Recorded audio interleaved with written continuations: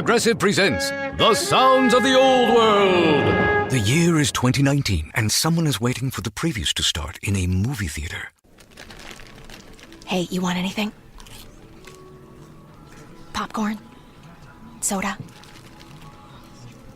No, nothing? This has been The Sounds of the Old World. Brought to you by Progressive, where drivers can still switch and save like it's 2019. Quote today at Progressive.com. Progressive Casualty Insurance Company and Affiliates.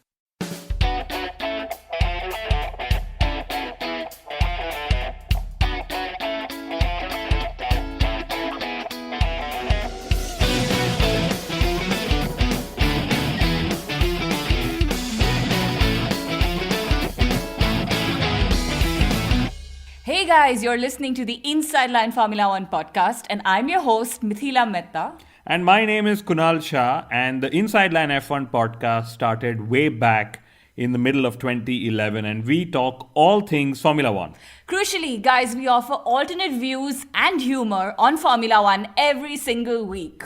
And guys, remember, we are available everywhere on the internet. So remember to subscribe to us on iTunes, on Audio Boom, on Google Podcasts, on Spotify. Just go find us, right? So Mithila, in this week's episode of the Inside Line F1 podcast, this is what I want to talk about. I want to talk about, firstly, a very stupid debate that's been going on.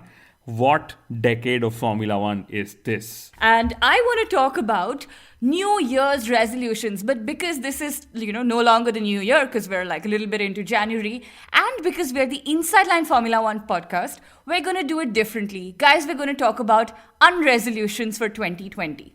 And then, like every week, we will have some news that we will, discuss at the end of the episode and offer our alternate views on those news. So let's get started. When I asked what decade is this, there's been a big discussion because Formula One announced that this is the 70th year of Formula One, 2020 that is, and they released new logos and so on and so forth, right?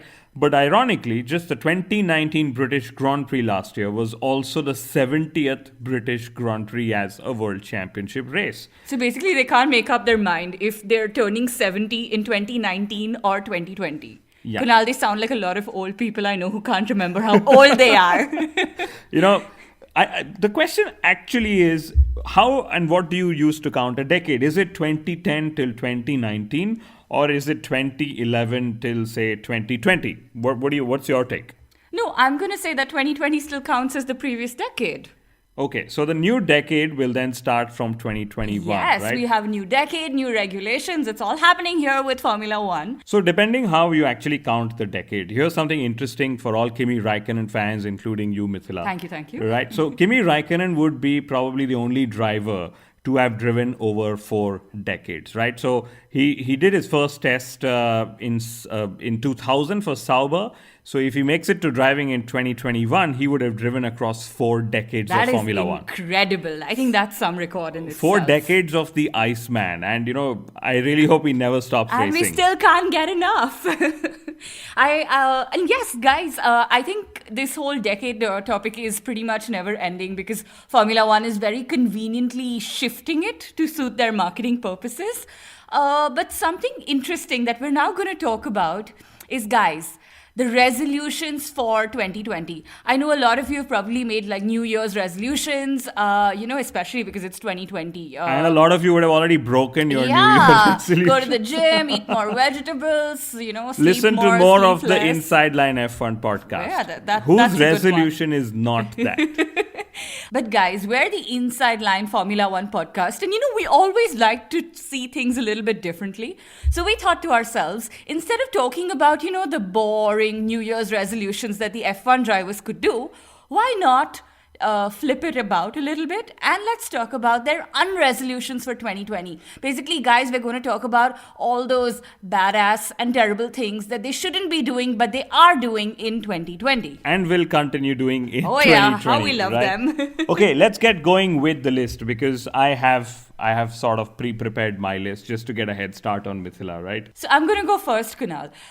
Lance Stroll. I think his unresolution for 2020 is that he will not bother about Q1 eliminations. You know, so many of us have been like going completely bonkers about how terrible his record in Q1 has been in 2019. So much so that Racing Point actually had to release an explanation as to why Lance Stroll struggled in qualifying. Oh, yeah, we've and seen. he blamed everything but himself. Exactly. So what if Lance Stroll's resolution or his unresolution is that he's not going to bother about Q1 anymore because you know what? He can't do it. And instead, he's going to use those 40 odd extra minutes on Saturday to prepare better for Sunday because that is when the points are scored. Or so that's what they will say, right? Exactly. And even better, what if his unresolution means that he could at least have one record in Formula One? That is, maximum Q1 eliminations of all time. Well, you know, if my father's anyway paying billions for me to stay in Formula One, I might as well try and get a record to my name and get my family name in the record books. But you know, there are a couple of other records Lance Stroll could be targeting.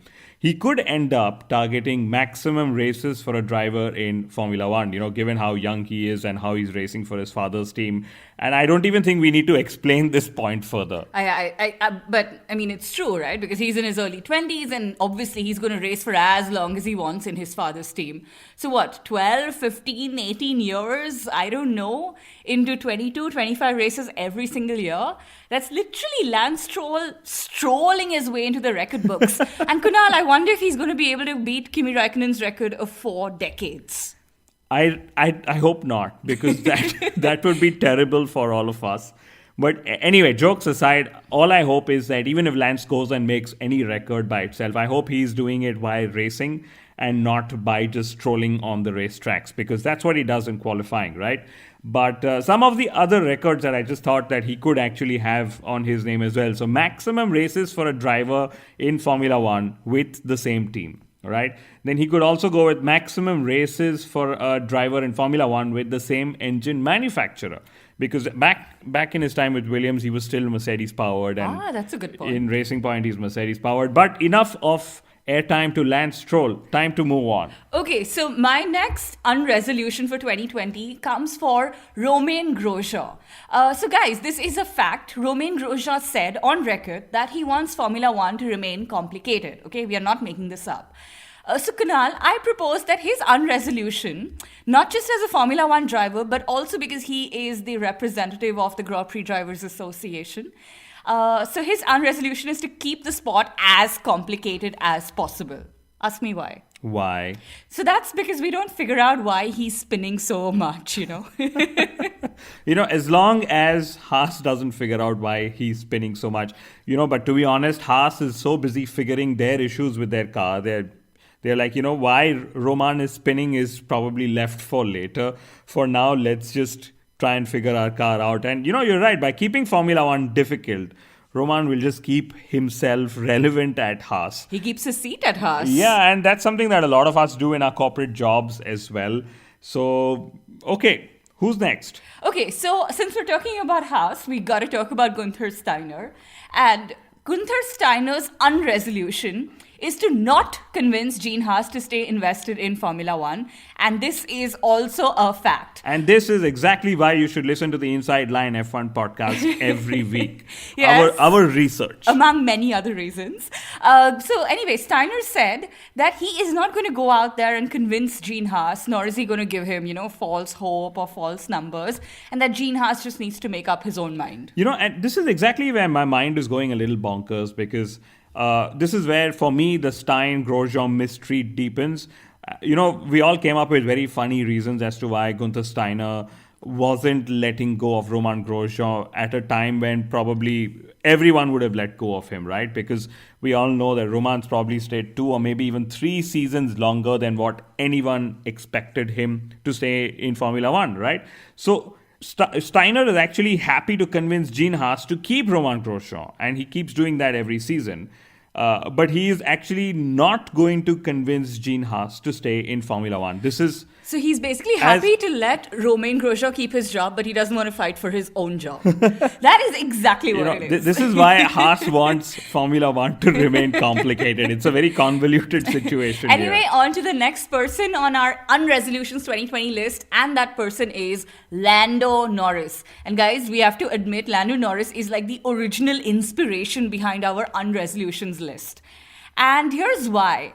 Because his unresolution for 2020 is that he wants to be less funny next season. Yes, I cannot believe it.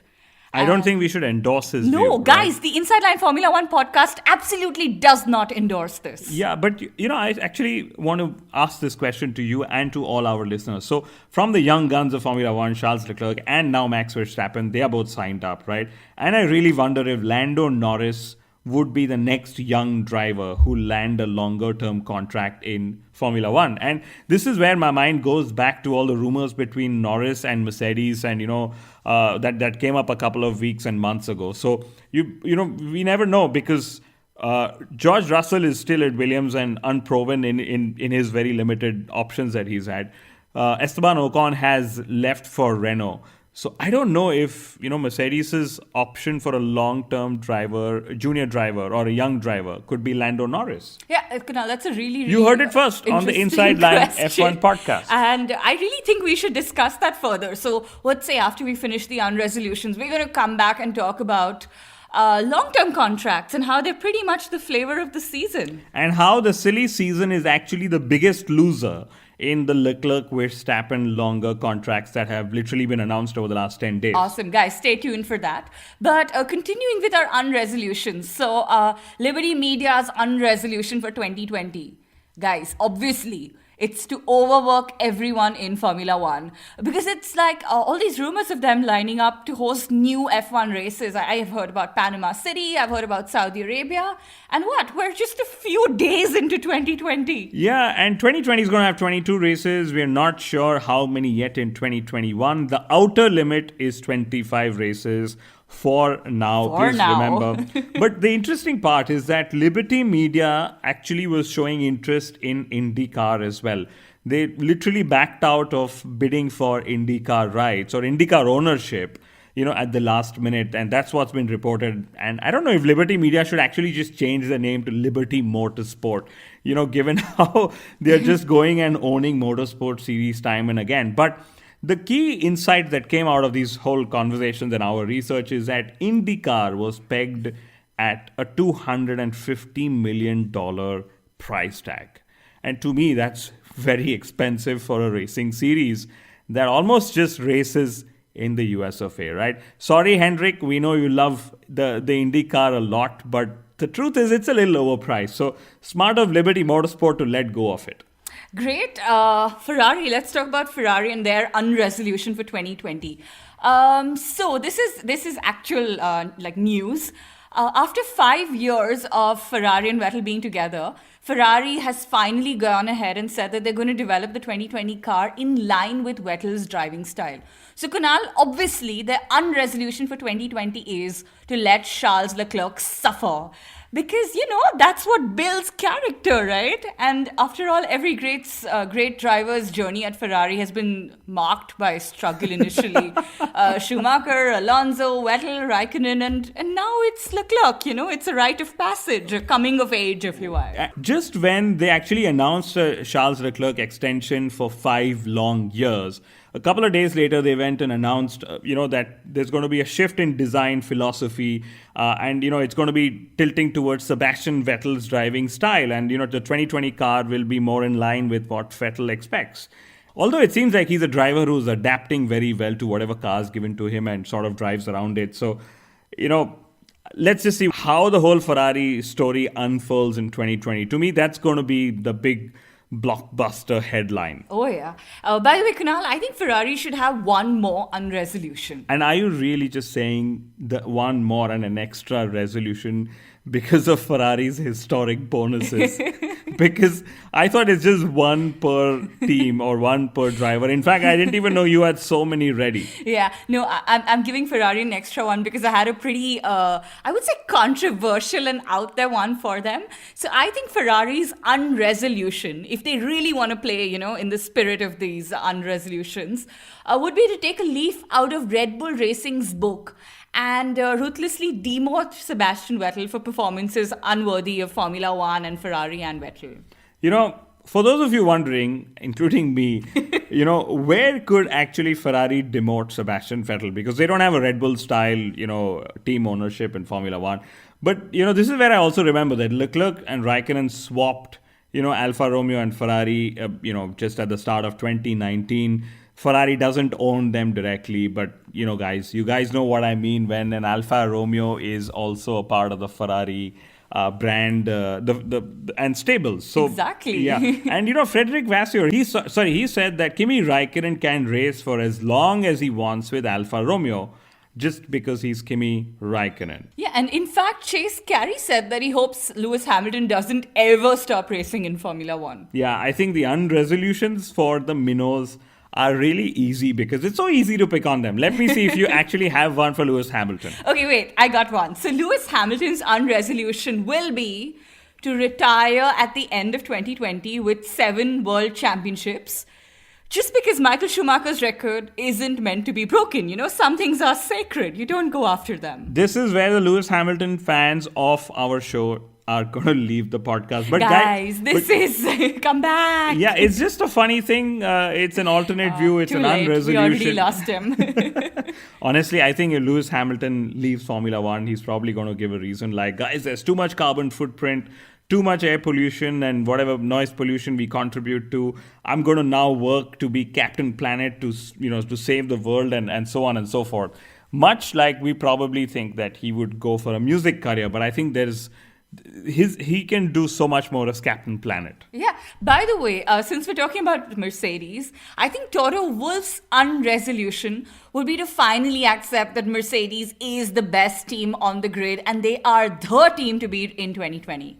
As they have been every season in the past, though Wolff never admitted Yeah, it. in fact, I'm going to bring in Lewis Hamilton back because, it's Toto Wolff and Lewis Hamilton. And I always like to say that where there's a ham, there'll always be a wolf to eat it, But in my view, Lewis Hamilton's unresolution would be to finally accept that his tires are good enough. And to finally trust his team's tire strategy.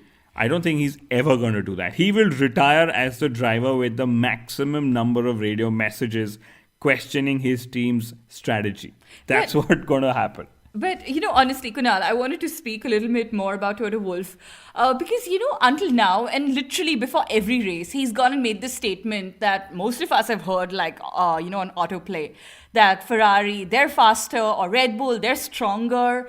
And he has never acknowledged that Mercedes actually have had the advantage. In fact, I just remembered a very recent press statement from Toto Wolff. He said that Mercedes' advantage could finally disappear in 2021. Now, while we wait to see if that actually happens, here's a fact that is actually going to change in 2020, and it's going to change to a very slight extent, almost no life-changing moment.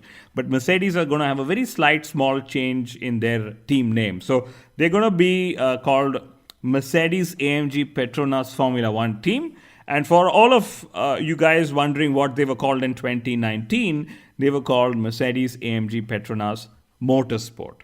Wow. But it's funny, Mercedes have actually tweaked their team name a little bit every single season.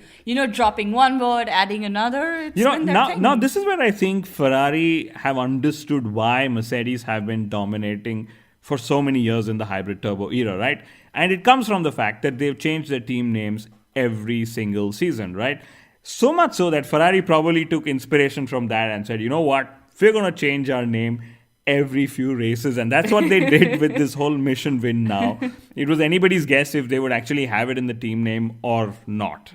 So that's true. Yeah, I hope they don't really follow this in 2020 as well. Because I think we need to have more and different content for more jokes on Ferrari. So guys, please deliver that to us. Yes. Okay, Kunal, that's the end of my unresolution list, actually. I can go on and on, though, because it's so much fun. I'm gonna do the last one. Okay. Right. So Flavio Briatore, here's one unresolution for the original fixer of Formula One.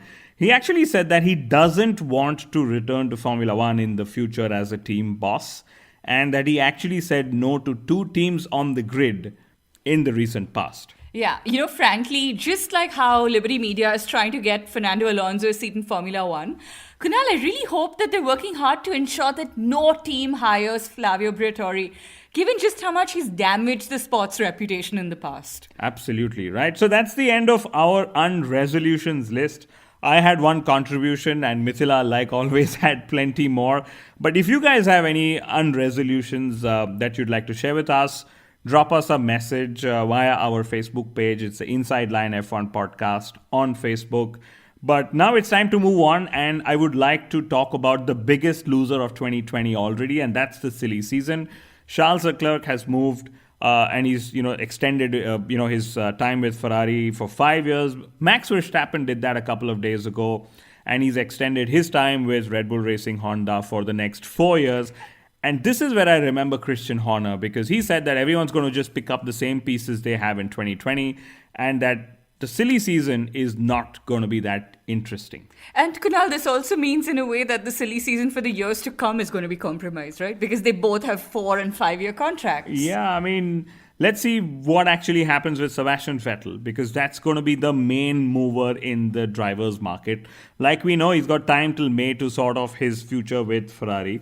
But, forget all the older drivers, because I'm really excited by what we've been seeing with the young drivers. Because a few seasons ago, everyone was like, oh my God, Formula One's hiring all these young drivers, and then the FIA stepped in and added a minimum age to get into Formula One. But now 2 of the biggest Formula One teams aiming for world championships have sort of invested and rested their beliefs in 2 of the youngest, brightest talents of recent times.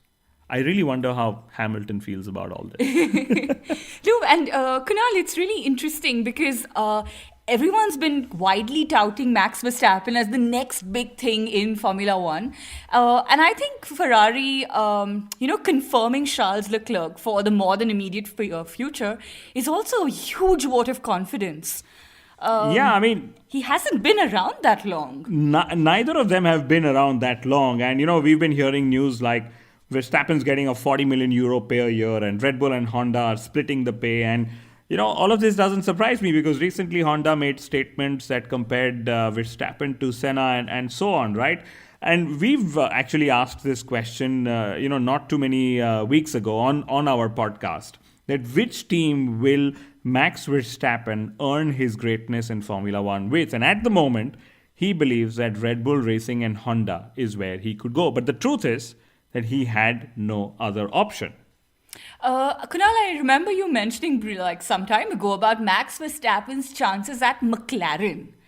Honestly, I thought that could be a possibility. But again, it's a dive into the future when McLaren would have Mercedes engines next year, and if they would do well and so on. But, that would mean that Max would sort of be racing around for the next 2 or 3 years, waiting for McLaren to sort of become a contender for the championships, right? So I sort of understand why he realizes that sticking around with Red Bull is his only and his best chance for a world championship assault in the near future. That's really true. And Kunal, hopefully this also means that Honda is committed and looking, at being in Formula One for the longer term. So that is great. Right. So up next are news that we will actually discuss from the last few days from the world of Formula One. And I really want to discuss something from the world of motorsport, the Dakar Rally, which is currently going on. Fernando Alonso is having a lot of fun. He's doing actually pretty well, at least in the stages, not maybe in the overall classification as we record this episode. He's hitting a lot of stones and rocks, and overall he's just doing what he wants to do, which is enjoy himself. And hats off to Carlos Sainz Sr. Guys, he's 57 years old, but he's absolutely in his element. I mean, I was amazed and impressed, and it's incredible. Right. And talking of Fernando Alonso, Felipe Massa has said that he wants Fernando Alonso to race in Formula E, and he's been saying this time and again. But I really question just for how much longer will Felipe Massa race in Formula E, because ever since he's joined the series, he's sort of not had the form or the results or the performances that anyone would have expected from a driver of Felipe's stature. So I really hope that Massa is going to be around till such time Fernando decides on what to do with a future in Formula E, right? Talking of, Massa and Alonso, I'm of course remembered of their time with Ferrari as well. And I was reading some interviews of, Mattia Binotto, and that's when I started wondering what sort of phone technology does Mattia Binotto have, right? Because after the whole Brazil clash, Mattia sort of tried to explain what happened. And he said that both Charles and Seb called me together. And, when I saw my phone ring, I saw both their names display on the screen together. And I don't know which phone actually allows you to do that at the moment. It could be that there was one driver who called and the other one was on call wait, and, then you merge the call like you do all the time. Yeah. But this, to me, is Ferrari's first mystery of 2020. How did Mattia Binotto have two names appear on his phone screen at the same time? Also, how the hell did Sebastian Vettel know how to do a three-way conference call? I think that's pretty technologically advanced. He for would have him. probably just told Charles, I think I just do You what millennial, you need to. do it for me. Anyway, let's talk about Renault and Cyril Abiteboul. So he said that no team is as focused on 2021 as Renault, and that Renault won't be content with midfield supremacy anymore. I wonder if, his 2021 comments are already an excuse that he will use for 2020, because they will need a list of excuses. Maybe that's what we should do one episode. A list of excuses for Renault to underperform A ready in reference. 2020. Yeah, and all they need to do is just keep listening at different intervals and keep citing those excuses. Honestly, I really hope Renault does well, because they have two really strong drivers. They've already cost us Nico Hülkenberg, but I really hope they don't cost us Daniel Ricciardo or Esteban Ocon. But the strange thing is that Abiteboul also said that they want a young driver of the Renault Academy to graduate to Formula One in 2021. And I assume he says this because all of the other bigger teams, manufacturer teams, have young drivers, right? And at the same time, I really wonder which current driver is going to leave in 2021. That means after 1 year. Will it be Daniel Ricciardo, who could probably go off to Ferrari, and maybe that's what Cyril's hinting at? Or could it actually be Ocon, who could leave Renault and go off to Mercedes? Sure, Kunal. I think that's a question only time can answer for us. And guys, that brings us to the end of our first podcast for 2020. And we hope you enjoyed it, actually, because it's going to set the tone for all the remaining podcasts for us this season and this decade. 49 to go. That's the benchmark. Yes. But thank you so much for listening in, guys. And we'll be back next week with lots of more humor and fun, awesome views on Formula One. And if you guys have specific topics you'd like for us to discuss in the off-season, just reach out to us and we'll try our best. That's it for now. Adios. Adios.